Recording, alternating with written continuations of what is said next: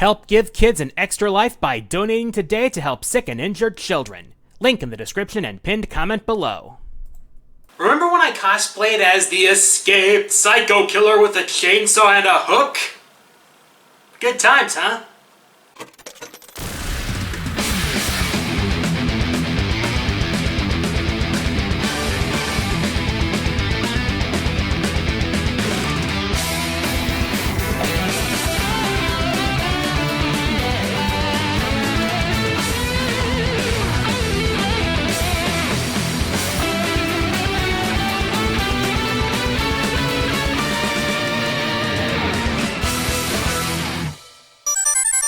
One of the creepiest kinds of stories may well be urban legends. The kind of stories that circulate via word of mouth and can prey upon our own moralities and insecurities.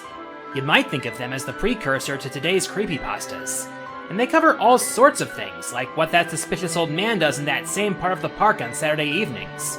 Of course, video games are subject enough to eerie stories like this. While some are harmless enough, like the legend of Shenlong in Street Fighter II, or Diablo's warrior cows, others are decidedly more disturbing. From the rumors about Lavender Town's creepy music, or a football superstar having a terrible year after ending up on the cover of Madden, to some that even border on conspiracy theories. There's one example of that last bit that's particularly infamous. Now, it's no secret that video games have been under scrutiny since day one. Parents, politicians, the media, gaming hasn't been able to catch a break. Some of those reasons may be understandable, though ultimately disproved, while other reasons are just ridiculous. And then there are the times when games have been related to deaths. Wow, I just said that. Okay, I'll be honest, in most cases it's due to negligence, like people being ignorant or just playing too long, but some such cases are more unusual. Lend me your ears, arcade faithful, as I tell you the story of a game, a smiley face, and a gaming urban myth. This is Berzerk. Berzerk was a product of the early golden age of the arcades, being released in 1980 by a company called Stern Electronics. This company was originally in the business of pinball machines, and was created after the Stern family purchased the assets of the recently bankrupted Chicago Coin in 1977. They had already made several pinball machines before jumping into the arcade game business by publishing the Konami-developed Astro Invader in June of 1980. Berzerk was the first original title from Stern. The story goes that one of the programmers at Stern, Alan McNeil, had a dream one night about a black and white game where he had to fight robots in a hallway. McNeil was also inspired by a series of sci-fi novels called the Berzerker series, which was the basis for the game's name. Originally, Stern had planned for the game to be black and white, but changed it to a color display as black and white was going out of style at the time. Berzerk is also one of the first games to use synthesized speech used for the game's robots. The villain of the game, a bouncing smiley face named Evil Otto, was apparently inspired by a security chief at McNeil's former employer, who would smile as he chewed out employees, would lock employees out of the building to enforce a lunch break, and play easy listening music in every room. As for the game itself, it went through a couple of changes outside of just the display. The processor was changed from a Motorola 6809E to a Zilog Z80 due to problems with the external clock, and Stern replaced the original optical 8-way joystick for a Wiko leaf switch joystick after customers reported problems with the original. But enough about that. Let's pop a quarter in the slot and start this baby up. So what we have here is the most basic of basic top-down shooters. Your objective is to survive as long as you can while shooting robots that shoot at you relentlessly. You die if you touch an enemy laser, a robot, or the walls. Okay, are those walls electrified or something? Because that's the only explanation I can buy for that last one. You get a bonus if you destroy all the robots in the room before moving to the next, and there are a total of 65,536 rooms in total, although there are fewer than 1,024 different room layouts. The synthesized voice clips come from the robots, and while many of the clips are random combinations of appropriate phrases, some are specific to certain situations. My favorite one is on the high score screen. Coins detected in pocket. Okay, that's actually pretty clever.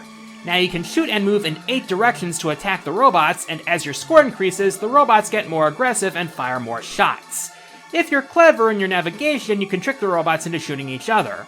Of course, since there's no actual timer, there's gotta be some way to keep the action going. Enter Evil Otto. Do not be fooled by his innocent appearance. He is not your friend. This evil grinning ghoul appears after you've spent enough time in a room, and he will pursue you without end until you either advance to the next room or die. Unlike the robots, Evil Otto cannot be killed, and not even walls will stop this menace.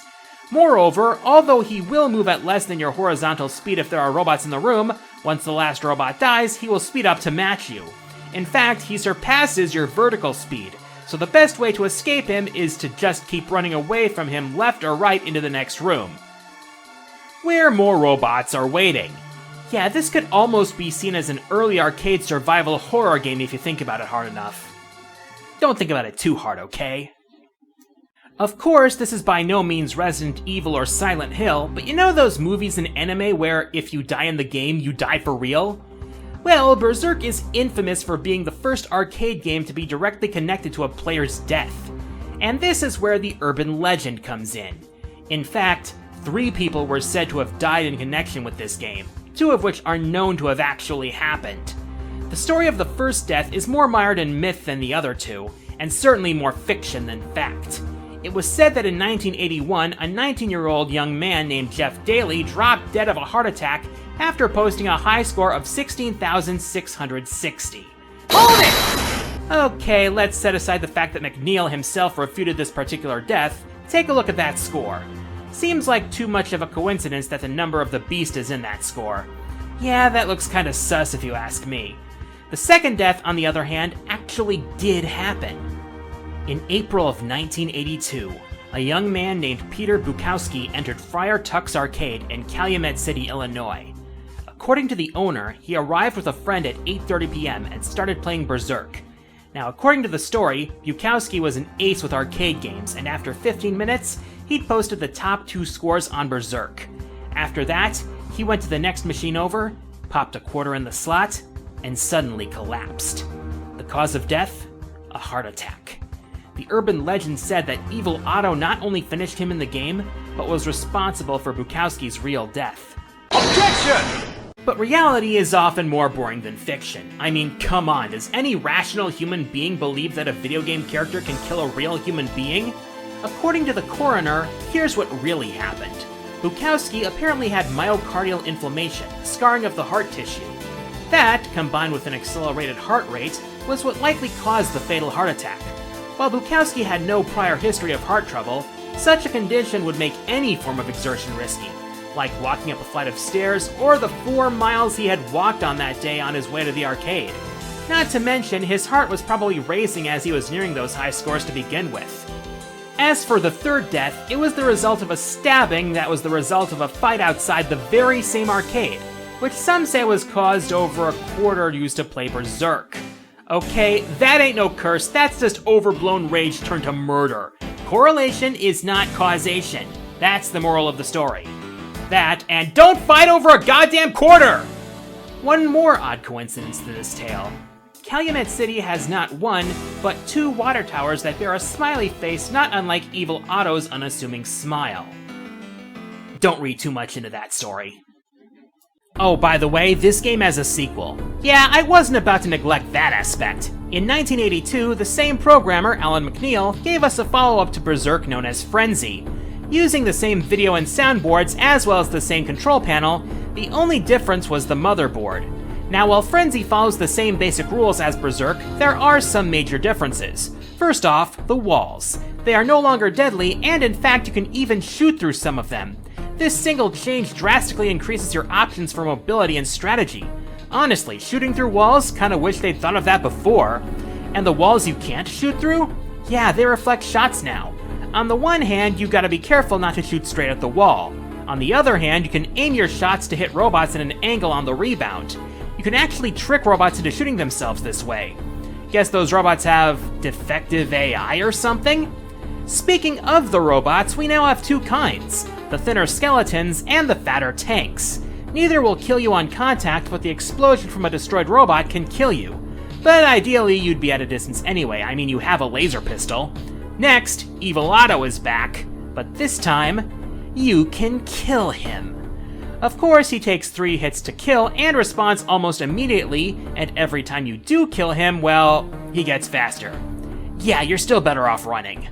The last interesting thing about this game is the rooms. Every 4 rooms you enter, there's a unique gimmick to spice things up, because clearly fighting killer robots was too mild for you. Here, have a ghost pepper! Instant regret. The first unique room has a giant evil Otto in the middle. It's surrounded by reflective walls with a single dot of breakable wall in the corner to make it harder to hit. Not that there's any point in doing so because it accomplishes fuck all. Normally, the big Otto is sleeping. If you kill an evil Otto, however, not only does he respawn immediately as usual, but Big Otto respawns 4 more of the freaks at full speed. Basically, run. The second special room is a power plant room, with the power plant in question surrounded by breakable walls. Land a shot on the power plant, and the robots will shut down and stop moving, basically giving you carte blanche to scrap the lot of them. The third special room is... Hey, we found the computer room! Shoot the computer and the robots will go into a frenzy. Ha! And move and fire erratically, meaning they can accidentally crash into walls or shoot each other, but that might be more of a risk than it's worth. Then there's the robot factory, which spawns the buggers endlessly and has the roballs to taunt you while doing so. In the arcade game, you can't do anything about it, but in the ColecoVision port, you can shoot the factory to disable it. Unfortunately, Frenzy was a less popular game than Berzerk, possibly due to the fact that it was harder than its predecessor. However, it was at least profitable enough to keep Stern Electronics in business, and they would go on to develop and publish several other arcade games.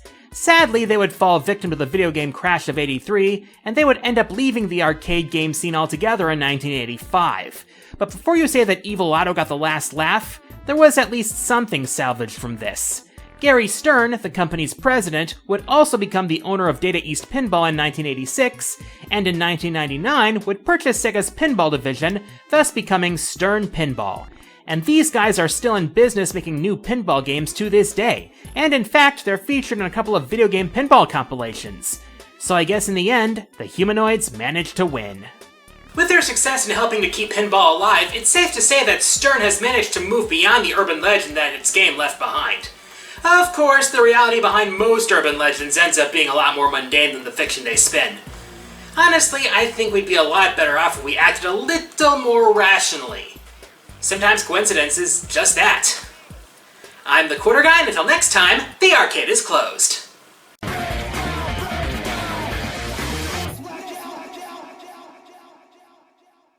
You know, I went to the UK once as a kid. It was a real fun time, not gonna lie. Authentic fishing ships, seeing London, checking out the countryside, it was great. It was actually about a year after Pokemon Gen 2 released in America. Nowadays, anytime I hear about England in the news, it's health crisis this and corruption that, and I lament the loss of my innocence. Same with hearing about the Pokemon fanbase. Growing up can be harsh. Next time, top 10 favorite Galar Pokemon. It's game time! Hey everyone, QG here. If you enjoyed the video, please like, subscribe, leave a comment, and share the video around. Feel free to check out my Twitter and my Twitch streams, and consider supporting me through Patreon and donating to my Extra Life campaign to support Children's Wisconsin. Thanks for watching.